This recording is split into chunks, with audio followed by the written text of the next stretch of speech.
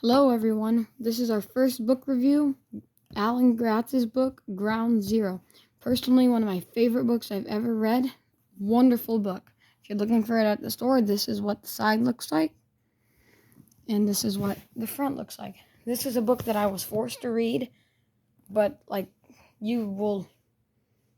would not even be forced. I would read this willingly multiple times. I already read it 2 times.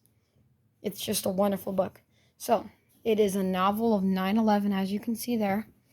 The main character is Jack and Reshmana.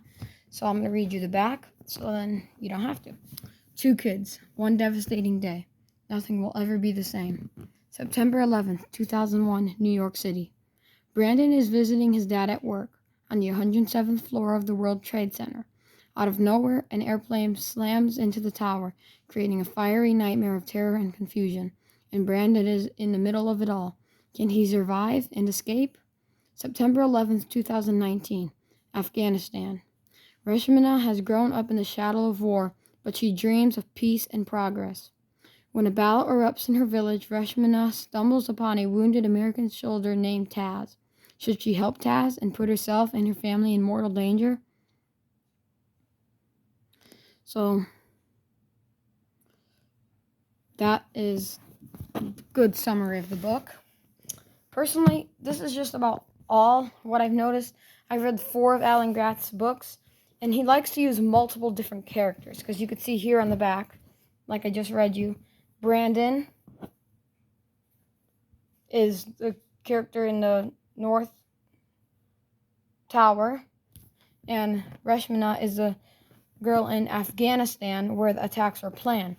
So before we go any further into the book review, I really do recommend that if you do not know what 9/11 is, which I have no idea how you would not know, but if for some reason you don't know, no hate, just go research a little bit before you read this book, because you might be a bit confused and it might not make as much sense to you.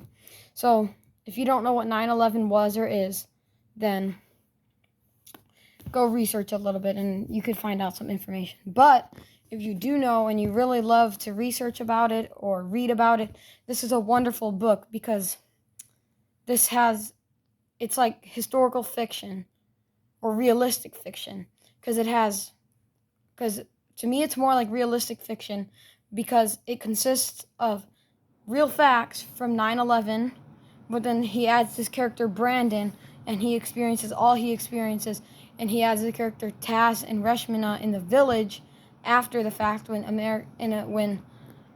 the USA sent troops to find the leader who planned the attacks. So just adds that little bit of twists that makes it fun and enjoyable to read. Now, since there is 2 characters, I'll give you a sneak peek inside the book.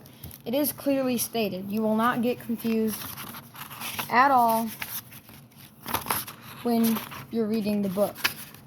It's clearly stated what character the next chapter's on. See, Brandon. The next chapter, which is a few pages, you could get a sneak peek of how long the chapters are, is her, and then it switches back and forth. So it's clearly stated, so you should not get confused on that, and it's pretty obviously told apart. The only confusing thing is that you have to keep in mind is that they're different dates, even though September 11th, 9/11, happened in 2001, and he's in the tower when it happened. But she's in 2019 when the battle erupts in her village, when they come to send troops out. So you have to remember that this is not like a movie, like it's flipping back between 2 people at the same time. That's not what's happening, because they're 2 different dates. That's the only part that I got confused on. The rest, switching characters things, is really actually simple. I mean, like, simple, you don't get confused. But now that I told you that, just keep it in your head as you read, and you'll be all good. So, I'll read the first 3 pages to you so you can get another peek of what the book is like, to see if you'd be interested. So we have Ground Zero, and these are also the other books by Ground Zeroes. I read Allies, Refugee, and Project 1065, and banned this book. So I read most of his books, and he's a wonderful writer, for sure. One of my top favorite authors.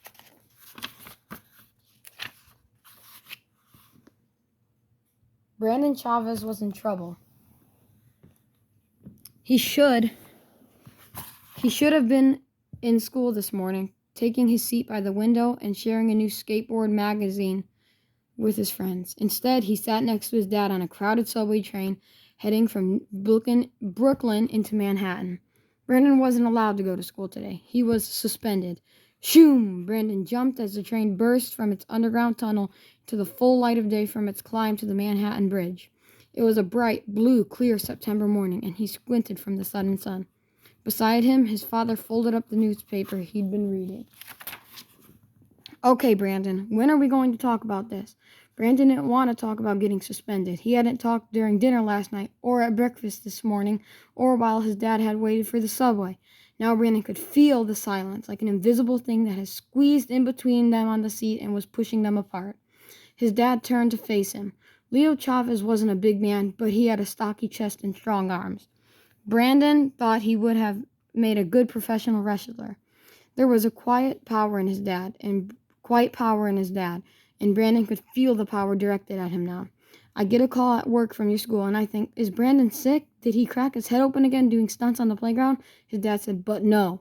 They're calling to tell me my son punched another kid in the nose. He deserved it, Brandon said. All his anger and frustration from yesterday came flooding back as he turned to his father. Cedric brought those Wolverine gloves to school, like from the X-Men movie. And Stuart Pendleton stole them and wouldn't give them back. So you punched Stuart in the nose?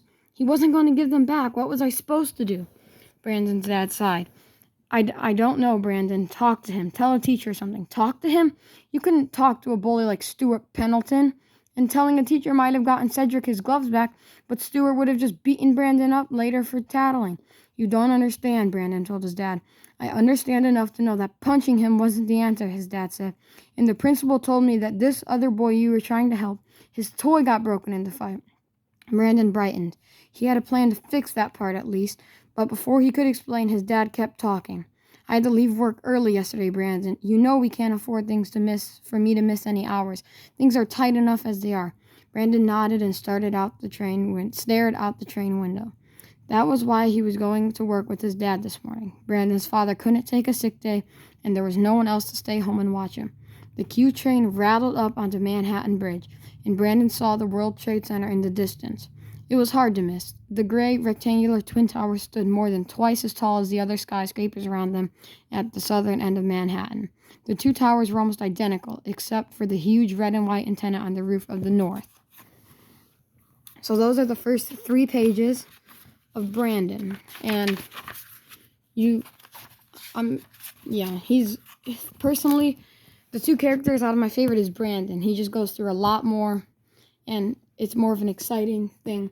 But like I said, if you don't have any insight of what 9/11 is, you really should go research about that a little bit and then come to reading this book. Because like I said, it just adds a few twists, like realistic fiction. Some of it's real and some of it's fiction. But it adds a character in the event, which really, really makes it an enjoyable book. This was one of my favorite books.